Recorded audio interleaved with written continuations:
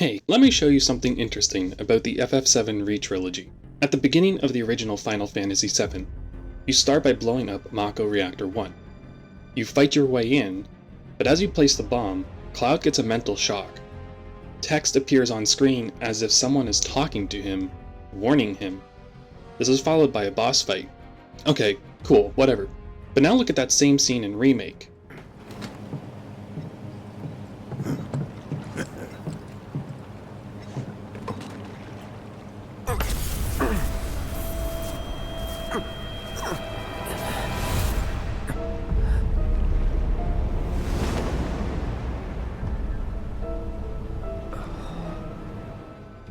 Did you notice any difference? The text in Cloud's inner conversation is completely removed. What is interesting about this is that the text overlay is used throughout the original Final Fantasy VII as a device to build up Cloud's fractured mind and false memories. But the majority of all of these instances are completely cut from the Re-Trilogy. Let's look at another example. Cloud sleeps in Aerith's house before sneaking out to go back to Sector 7. In the original game, after Cloud goes upstairs, he has a conversation with an ambiguous speaker who uses the first person. This could be Cloud himself as the speaker, and Cloud seems to share and understand the memories that are being communicated, and then this cutscene goes into a flashback with Cloud's mom. If we look at Remake in the same spot, we see that we talk to Elmira, the scene fades to black, we see a brief cut of Cloud laying in a bed, before going right into the flashback. Cloud's inner conversation is cut out entirely. When you compare it with the original game, it is incredibly obvious. Now sure, you could say, okay, that conversation still happens in Cloud's mind, but it's not presented to the player. And because the original game uses these events to build up Cloud's fake memories, removing them isn't something so simple as cutting out a trivial part of the story.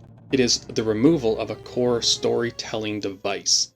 And so we can ask the question, does that mean the Re-Trilogy is not building up Cloud's fake memories and the eventual recovery of them? Well, I don't think that's necessarily the case. What I think is going on is that this is one of the instances where the Re-Trilogy has to reimagine how it tells the story.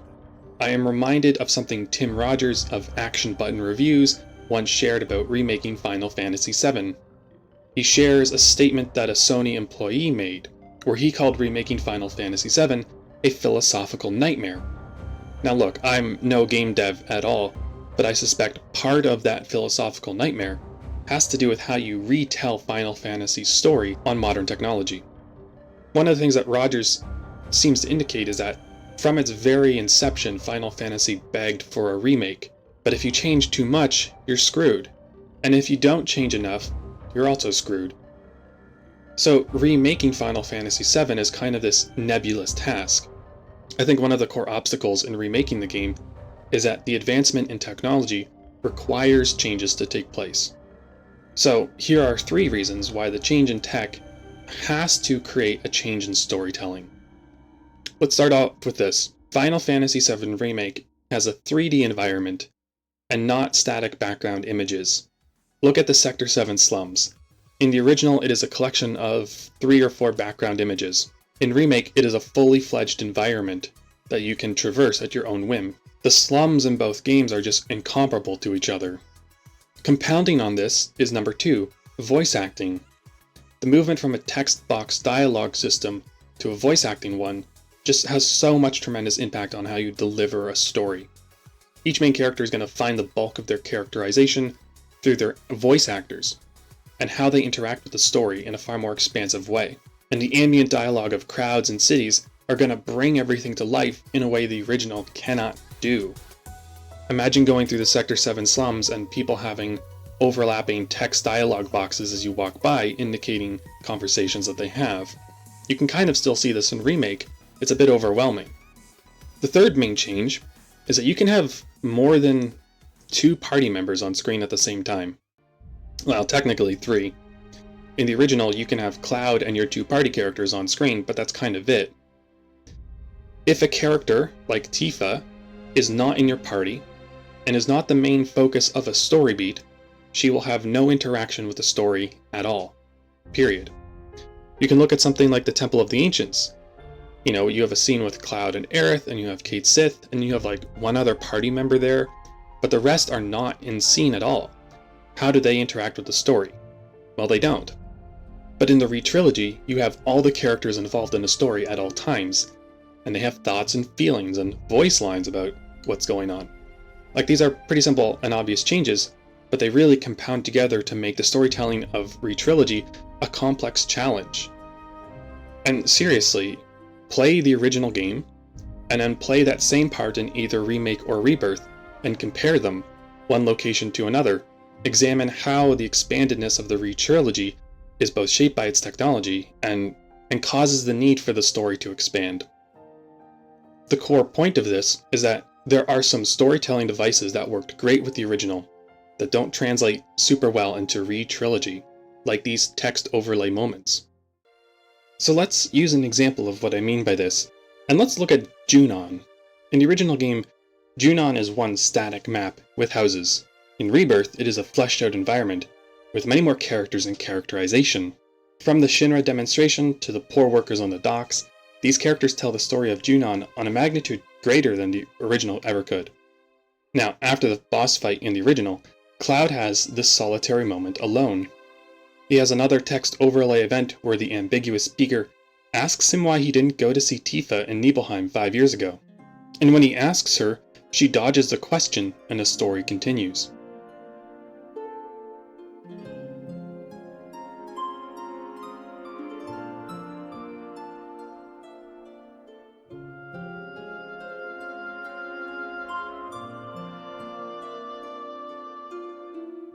After the boss in Rebirth, Cloud and company return to the hotel and get free lodging. Cloud has the opportunity to talk with each character one-on-one about some detail relevant to them. The game gives a dialogue wheel response to each, and you get affinity points depending on your dialogue choice. This culminates in an exchange between Cloud and Tifa, where she tests him of his knowledge of Nibelheim. Their conversation reveals her distrust of Cloud, their ongoing fractured relationship from Calm, and Cloud's desire to have them both sit down and figure things out. This beat achieves the same purpose as the original, but does it better and in a different way. It is the same story, it's just reimagined. And I think this is a good way of describing what Re-Trilogy is doing. It is intentionally reimagining the original game. It is neither a straight retelling nor a sequel. And while the changes in technology can help explain this, there's another reason why I think this reimagining had to take place. And that is because Re-Trilogy has come out post FF7 Compilation. Now, Sleep Easy has done a 5-part series on this subject, so I will avoid stepping on his toes. And I've only played parts of Crisis Core, and remember a little bit of Advent Children, so it's not like I'm an expert on the compilation. But the compilation has made drastic changes to the original Final Fantasy VII story. So here's one really interesting example. Sephiroth's Black Wing. Sephiroth gets his Black Wing as part of his Sefer form at the end of the original Final Fantasy VII. But if you look at that boss fight, his wing replaces his right arm. The iteration of the Black Wing that the Re-Trilogy uses with normal Sephiroth originates in Kingdom Hearts. Sephiroth's appearance in Re-Trilogy is not a simple retelling of Sephiroth from the original, it is a compilation of Sephiroth from across all of Final Fantasy VII media. You can see all sorts of examples that occur along these lines. And so what this means is that the Re-Trilogy is accomplishing some of the same events in a new way. It is, for example, still building up Cloud's fake memories, and pointing to his restoration of them, but in a new way. Cloud sees the underground test chambers in post-plate collapse in Midgar.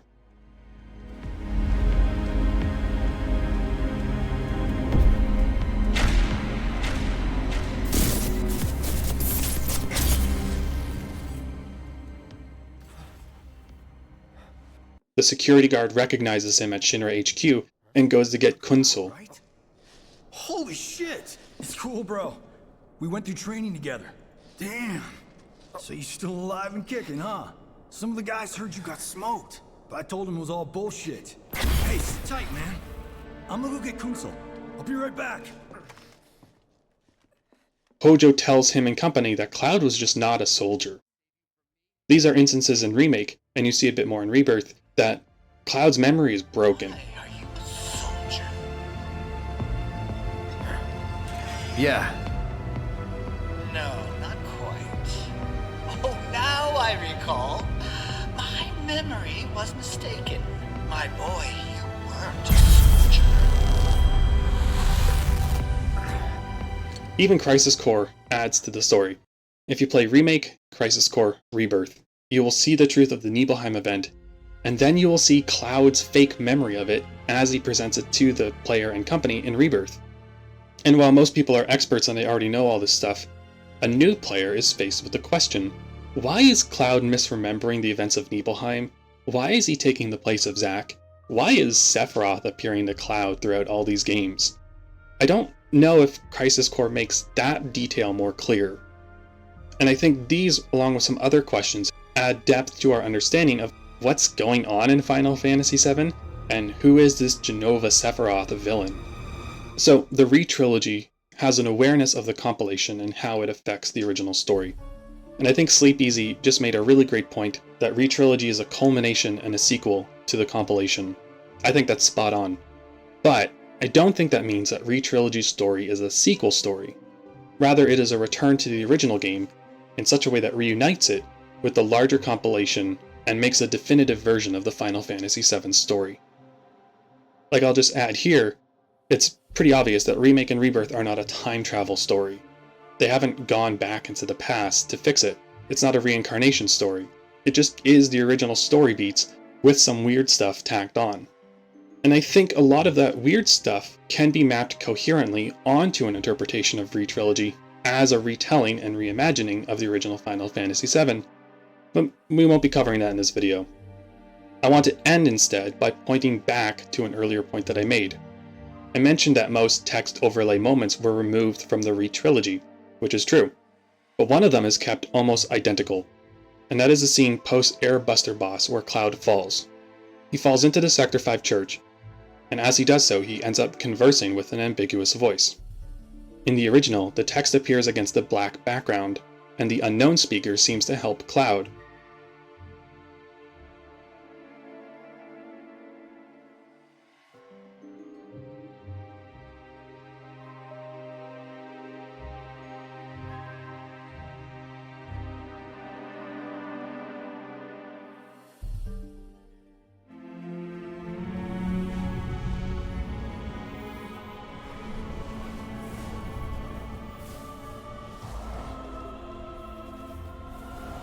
In Remake, this is replaced by a vision of two Clouds in a pure white setting.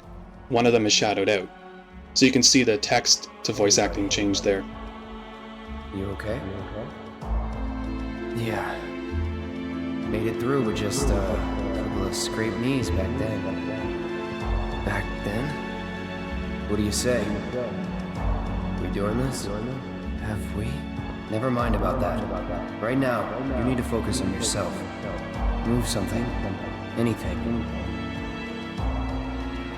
Why not? Good. Easy does it. Slow. And steady. The biggest change, however, is that in the original, Cloud ends the section by asking, "Hey, who are you?" He continually asks this of this ambiguous speaker throughout the original game. You can see that in Junon as well. But he gets no answer here. That ends the exchange. But in Remake he gets an answer. Sephiroth steps in, puts a hand on his shoulder and says, "I am your everything." The pure white world turns pure black, and an Aerith wakes Cloud up. Now at first glance, your interpretation of this event is that Sephiroth was always the speaker, but I don't think he is. Rather, I think he is intruding upon Cloud's mind, and he hijacks this mental conversation. The one who speaks to Cloud uses a line that Aerith will later reuse in Rebirth. Focus on yourself. Have we? Never mind about that. Right now, you need to focus on yourself. Yeah. But forget about him for now. Just focus on yourself, okay? So I can't imagine that this ambiguous speaker is actually all that evil. It might be the original Cloud. Rather, what I think is being depicted is that Jenova Sephiroth's influence has a takeover of Cloud's mind due to the cells in his body. It builds towards this plot point that Cloud is being taken over by Jenova and he has no control over it.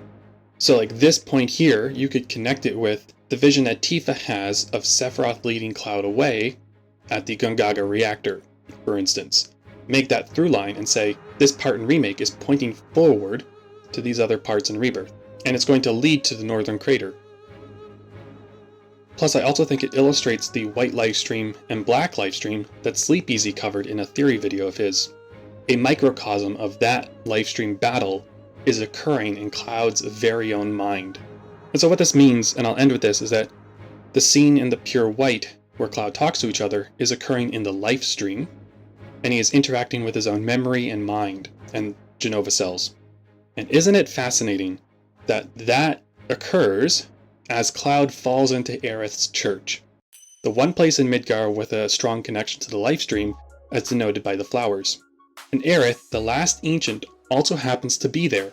I think these are small details that we tend to overlook, but the restoration of Cloud's mind is connected with the livestream and with Aerith's goals in this game, well, in Re-Trilogy. So I think it's super interesting that the Sector 5 church plays such an important role that everyone may have overlooked. But that's going to have to wait till next time. Thank you for watching for this, and there will be at least 2 more videos on FF7 to come.